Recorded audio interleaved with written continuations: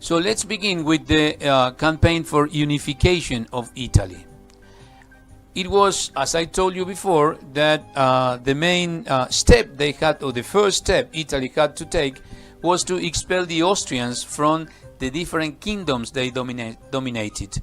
Remember the former republics of Venetia. Also remember that there were some territories dominated by the Habsburgs, who were members of the Austrian dynasty. So in order to unify Italy, it was necessary that Italians expelled the Austrians from their territories. But it was soon proved that that was going to be an impossible task.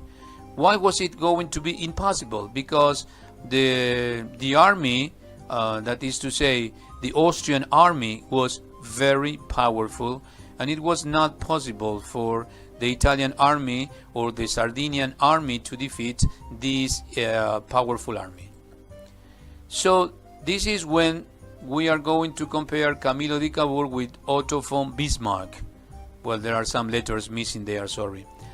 Because Camillo di Cavour decided to organize a diplomatic plan in order to expel the Austrians, not by means of revolutions or of war, but by means of diplomacy and some secret arrangements. Continuing with the campaign for unification in Italy, we are going to talk about shrewdness and Camillo di Cavour. They went hand in hand. So, as I told you before, Cavour turned out to be less heroic but more practical than the other members of this movement of the Risorgimento. In 1855,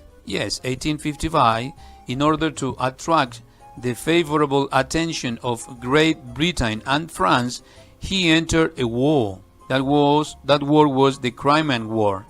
It was a war against Russia. That is to say, a war in which Great Britain and France fought against Russia.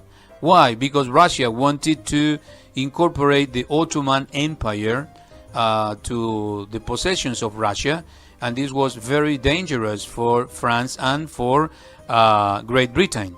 So when nobody understood why Sardinia is in Spanish, Sardinia entered the war, nobody understood why Camillo di Cavour entered the Crimean War. But he was preparing the stage for the unification of Italy, because he entered the Crimean War on the side of Great Britain and France in order to gain some sympathy from those countries. At the same time, 3 years later, in 1858, he had a secret meeting with Louis Napoleon Bonaparte. Remember? Napoleon III. And he promised Napoleon that if he helped Sardinia to expel the Austrians, Sardinia would give two important territories to France, Savoy and Nice. And as you know, Louis Napoleon Bonaparte was very ambitious, and he accepted. Napoleon III accepted, and he started to help with his army the Camillo di Cavour to expel the Austrians. If you remember, I told you that Camillo di Cavour realized that for his army it was impossible to defeat Austria. That is why he made a secret arrangement with Napoleon, with Louis Napoleon Bonaparte. But what happened?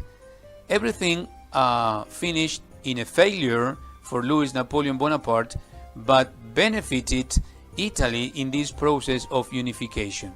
Why? Because the war, that is to say, the war that Napoleon carried out in Italy to expel the Austrian, was not a short one.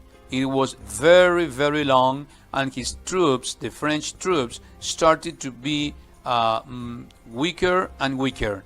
So he decided to leave. He decided to abandon the war.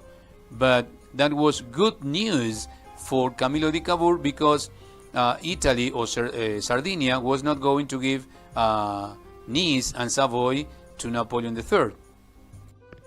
And this good news was extended because Italy, until the time Napoleon had left the war against Austria in Italy, Italy had annexed Lombardy, while the duchies of Tuscany, Parma, and Modena, which remember were dominated by the Habsburg, were incorporated to Sardinia.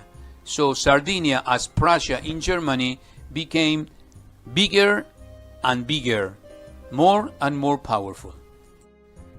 Besides, the northern section of the Papal States, remember the Papal States, which were dominated by the Pope, voted in an outburst of nationalism for the union with Sardinia. So Sardinia was now more than twice of her original size, and by far was the most powerful state in Italy.